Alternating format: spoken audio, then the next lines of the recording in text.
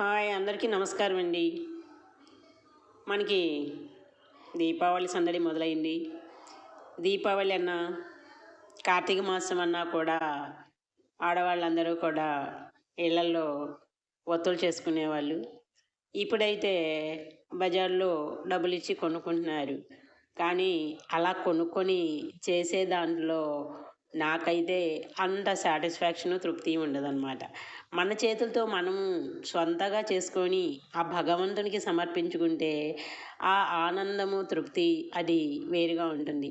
అలాగే కిందటిసారి కార్తీక మాసంలో రకరకాలైనటువంటి ఒత్తుల్ని తయారు చేయడం జరిగింది.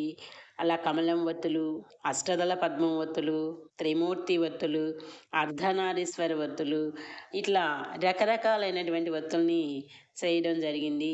అవన్నీ కూడా చక్కగా మీ అందరి ప్రోద్బలంతో మంచి రెస్పాన్స్ వచ్చింది. అలాగే మీ యొక్క రెస్పాన్స్ని చూసుకొని ఈ సంవత్సరం మనము పసుపు కుంకుమతోటి అందమైనటువంటి రకరకాల ఒత్తులు, అలాగే భగవంతునికి సమర్పించడానికి వస్త్రాన్ని కూడా చాలా అందంగా తయారు చేసుకున్నాం. అవి ఏంటో ఇప్పుడు చూద్దాము. అట్లాగే ఇంతకుముందు వీడియో లింకులన్నీ కూడా డిస్క్రిప్షన్లో పెడతాను. అలాగే కార్తీక మాసంలో ప్రతిరోజు కూడా ఉదయం పూజ చేసుకోవడానికి కార్తీక పురాణంతో పాటు ఉదయాన్నే పూజా విధానము, పురాణము, తర్వాత స్వామివారికి రోజుకి ఒక రక పాటతో మంగళహారతి, అలాగే ఒక్కో రకం స్తోత్రము, ఇవన్నీ కూడా వీడియోలు చేయబడ్డాయి.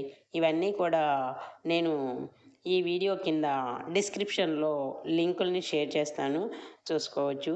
ఇప్పుడు ఈ పసుపు కుంకుమతోటి అందంగా తయారు చేసినటువంటి ఈ ఒత్తుల గురించి మనం చూడండి. ముందుగా మనం పత్తిని చక్కగా విత్తనాలు తీసేసి ఇలా ఎటువంటి నలకలు లేకుండా చక్కగా నీట్గా చేసుకోవాలి. నేను చాలా వాటిలో చూస్తుంటే ఏంటో బజార్లో కొనుక్కొచ్చి మన హాస్పిటల్ కాటన్ లాగా ఉండి అలాంటి వాటితో చేస్తూ ఉన్నట్టు అనిపించేది. అయితే నాకు అవన్నీ ఇష్టం ఉండదు. నేను చక్కగా గింజలు ఉన్నటువంటి పత్తిని తీసుకొచ్చి దాన్ని ఇలా శుభ్రం చేసుకున్నాం. తర్వాత పసుపుతోటి ఈ దూదిని మనం ఇట్లా చేసుకున్నాం. ఇది కుంకుమతో చేసినటువంటి దూది అన్నమాట. ఇలా ముందుగా ప్రిపేర్ చేసి పెట్టుకోవాలి. చూడండి 3 రంగులు ఎంత అందంగా కనిపిస్తున్నాయో. అలాగే మరి వీటితో తయారు చేసినటువంటి ఈ ఒత్తులు ఇంకెంత అందంగా ఉంటాయో చూడండి. స్వామివారికి బిల్వదళం అంటే చాలా ఇష్టం అన్నమాట. ఈ కార్తీక మాసంలో బిల్వదళంతో పూజిస్తే ఎంతో పుణ్యం వస్తుందని చెప్తారు. అలాగే ఇది మనకి బిల్వదళ ఒత్తి చూడండి, 3 రేకులు కూడా చక్కగా 3 రంగులతోటి మనం తయారు చేయడం జరిగిందన్న బిల్వదళ ఒత్తి అన్నమాట. అట్లాగే నిత్య దీపారాజన ఒత్తులు మనం చాలా ఈజీగా చేసుకోవచ్చు. ఒక సాంబ్రాణి కడ్డీ ఉంటే దాన్ని పెట్టి మనం కాటన్ని అలా రోల్స్ లాగా చుట్టేసుకోవచ్చు. ఈ చేసే విధానం అంతా మనకి వేరే వీడియోస్లో చేసి చూపించడం జరిగింది, చూడండి. ఇది మామూలు పత్తితో చేసింది. అలాగే ఇది కుంకుమ ఒత్తులు, అలాగే ఇవి పసుపు ఒత్తులు. చూడండి 3 కూడా ఎంత అందంగా ఉన్నాయో. తర్వాత ఇది కమలం ఒత్తి అంటారు. దీంట్లో 1000 పోగులు ఉన్నాయన్నమాట. ఇలాంటివి 108 కనుక మనం చేసుకుంటే అది 1,00,000 ఒత్తుల కింద వస్తుందన్నమాట. అవి వెలిగించినా కూడా దేవాలయంలో చాలా అందంగా ఉంటాయి అన్నమాట. మేము 2-3 సార్లు చేసి వెలిగించడం జరిగింది. అసలు ఎంతో అందంగా ఉంటాయి అన్నమాట. ఇవి చూడండి, ఇవన్నీ కూడా మనం ఇంట్లో ఈజీగానే తయారు చేసుకోవచ్చు. ఇవన్నీ కూడా కమలం ఒత్తులు అన్నమాట. దీంట్లో ఒక్కొక్క దాంట్లో 1000 పోగులు ఉంటాయన్నమాట. అట్లాగే ఇది అష్టదళ పద్మం ఒత్తి. చూడండి 8 రెక్కలు ఉన్నాయన్నమాట. మనం ఏదైనా పూజ చేయాలన్నా వాకిట్లో ఎప్పుడైనా పండగలప్పుడు ముగ్గులు వేసేనా కూడా అష్టదళ పద్మాన్ని వేస్తాం.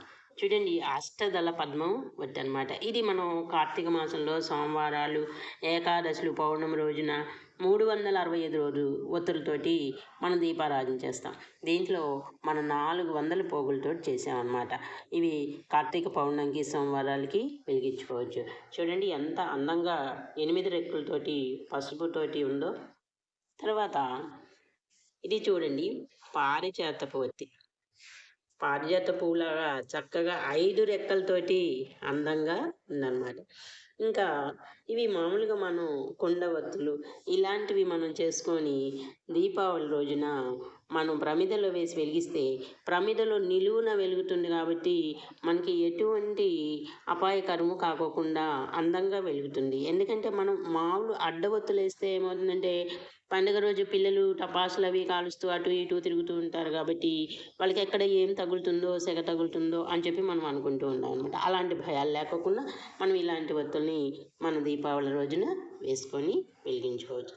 అట్లాగే చివరిగా మనకి స్వామి వారికి వస్త్రం చూడండి, చక్కగా తెల్లగా, ఎర్రగా, పచ్చగా, పసుపు కుంకాలతోటి మనం స్వామివారికి వస్త్రం చూడండి ఎంత అందంగా ఉందో. మన స్వామివారికి వేసినా కూడా చాలా అలంకారంగా ఉంటుందన్నమాట. ఇట్లా మనం రకరకాలుగా అందంగా ఈ వత్తుల్ని తయారు చేసుకున్నాము. అట్లాగే మనకి కార్తీక పురాణము, దానికి సంబంధించినటువంటి వీడియోస్, ఈ ఒత్తులు తయారు చేసే విధానము ఎలా చేయాలి అని మొత్తం చక్కగా అర్థమయ్యేటట్టు కిందటి సంవత్సరం అందరూ కూడా చాలామంది చాలా బాగున్నాయని, మేము మీ వీడియోలు చూసి నేర్చుకున్నాము అని చెప్పి కూడా మనకి కామెంట్స్ వచ్చినాయి. చక్కగా నేర్చుకున్నారు. అలాగే ఈ సంవత్సరం కూడా నేర్చుకోవచ్చు. ఈ వీడియో లింకులన్నీ కూడా డిస్క్రిప్షన్లో పెడతాను. వీటిని కూడా చేసి చక్కగా అందంగా స్వామివారికి సమర్పించండి.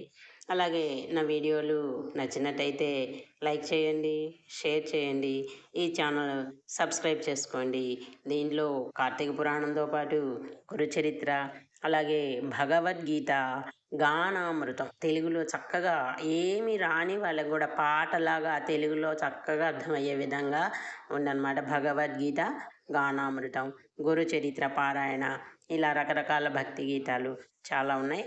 వాటన్నిటినీ కూడా మీరు మీ లింకులో చూసుకొని డిస్క్రిప్షన్లో లింకులో చూసుకోవచ్చు. చూసి నా ఛానల్ని సబ్స్క్రైబ్ చేసుకోండి. నచ్చితే కామెంట్ చేయండి, లైక్ చేయండి. Thank you all of you. ఇది స్వామివారికి తయారు చేసినటువంటి వస్త్రం చూడండి ఎంత అందంగా ఉందో.